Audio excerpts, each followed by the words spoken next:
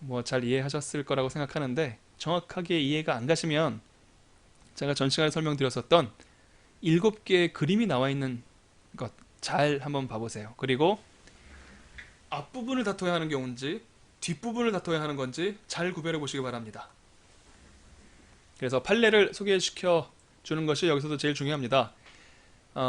영업자에게 3개월의 영업정지를 발령한 후에 2개월의 영업정지에 해당되는 과징금으로 변경을 했대요. 그럴 때는 당초부터 유리하게 변경된 내용의 원처분, 변경된 원처분을 대상으로 제소해야 된다라고 19조를 판단하기에 적합한, 19조를 판단한 사람이 쓰기에 적합한 표현을 판례에서 찾을 수 있었다면 정말 좋았을 텐데, 마치 변경처분의 해석론, 흡수설, 역흡수설 판단하는 거랑 비슷한 문헌을 쓰는 바람에 우리가 헷갈리는 거예요. 당초부터 유리하게 변경된 내용의 처분으로 존재하는 것이므로, 글쎄요, 뭐 성질이 원래부터 그런 것이다라는 이야기가 얼마나 설득력이 있는지는 모르겠어요. 우리는 6개월이 3개월로 줄으면 3개월로 줄어든 것 때문에 추가적인 불이익이 없다는 사실만 알 수 있을 뿐이죠. 그러니까 여기에 대해서 재결을 대상으로 다툴 이유가 없다는 것, 이건 명확합니다. 하지만 선행처분 있고 후행처분이 있는데, 후행처분이 본질적인지 선행처분이 본질적인지 이건 애초부터 정해져 있는 게 아니에요. 그때그때 상황을 정확하게 쳐다봐야 압니다. 이렇게 양적으로 감축되는 경우에는 원처분이 본질적이라고 할 수 있겠지만, 후행처분이 원처분부터 시작한 모든 것들을 다시 고려한 다음에 처음부터 새로 만든다는 느낌으로 이루어지는 처분들이 있어요. 이런 경우에는 당연히 후행처분이 본질적이겠죠. 이렇게 선행처분과 후행처분이 추상적으로 존재하는데, 추상적으로 무엇이 본질적인지를 따지는 것은 설득력이 없습니다. 그냥 이 표현은 기억하시되 결론은 우리가 익숙한 공식으로 도출하자고요. 그러면 결론을 찾고 표현을 대충 끼워 맞추면 돼요. 결론은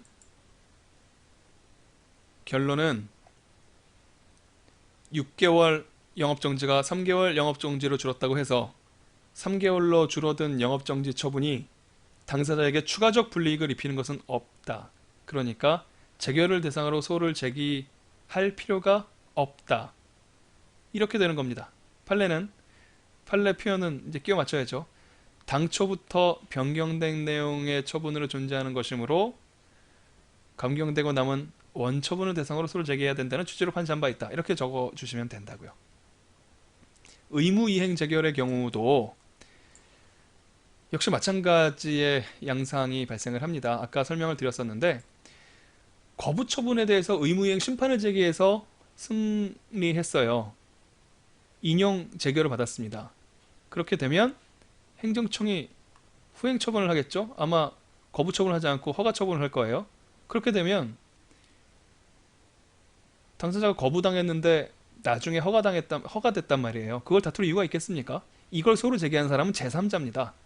제3자가 제기하기 때문에 이 사람의 관심의 대상, 자기한테 추가적 불이익을 가져온 것은 처분 명령 재결 또는 거기에 따른 후행 처분이겠죠. 이쪽을 다퉈야 되는데, 여기에 대해서는 19조를 논하지 않고 그냥 교수님들이 후반부를, 뒤쪽을 다뤄야 되는 것은 분명한 사실이지만, 그러면 처분 명령 재결을 대상으로 소를 제기해야 되는지, 후행 허가 처분을 대상으로 소를 제기해야 되는지에 대해서 선택 가능설 둘 다 봐주자, 이런 학설이 존재한다는 겁니다. 사실은 우리의 줄거리상 재결 소송 얘기하고 있었잖아요. 고유한 위법이 있는지 없는지를 판단했었잖아요. 이렇게 의무이행 재결에서 인용 재결이 떨어졌을 경우에는 당연히 후반부를 문제 삼겠죠. 제3자가. 그러니까 고유한 위법, 이 재결로 인한 추가적 불이익의 존재, 이런 것들을 지적하고 후반부가 대상이다. 말이 좀 교과서적인 표현이 아니면 19조 본문에 의한 소송이 아니다라는 취지로, 원처분을 대상으로 다투지 않아야 한다는 취지로 결론을 끌어가시면 됩니다. 그렇게 해서 결론을 낼게요. 행정소송법은 원처분주의를 선언하고 있어요. 그래서 원처분과 재결 모두에 대해서 소를 제기할 수 있다고 말씀을 드렸습니다. 중요한 건 그 다음부터요.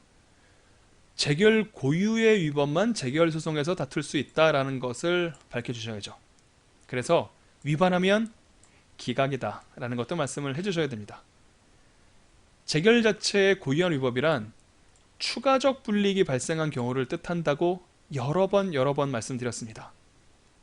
그래서 다음과 같은 경우에 재결 고유의 위법이 인정되기 때문에 재결이 적절한 소외 대상이 된다.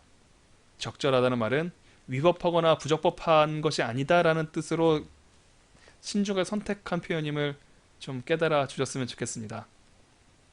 그래서 총정리죠. 어떤 경우에 재결 소송이 가능한가? 각기용, 그리고 용은 3일변명명, 여기서 따져주면 되잖아요. 이거는 결론으로서 여러분들이 외우시는 것도 도움이 되겠어요. 각하재결의 경우는 부적법하지 않은데도 각하한 경우에는 재결 소송이 가능합니다.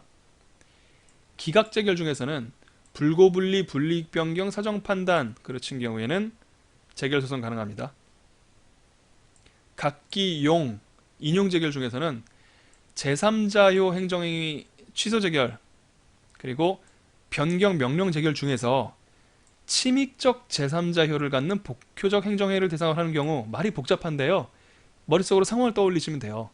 그러니까 영업정지 6월을 영업정지 3월로 후행 처분한 경우요. 영업정지 6월을 변경 명령 재결이 떨어지는 바람에 행정청이 그 재결의 취지에 따라서 영업정지 3월로 줄여준 경우, 이런 경우에 재결 소송을 할 수 있습니다.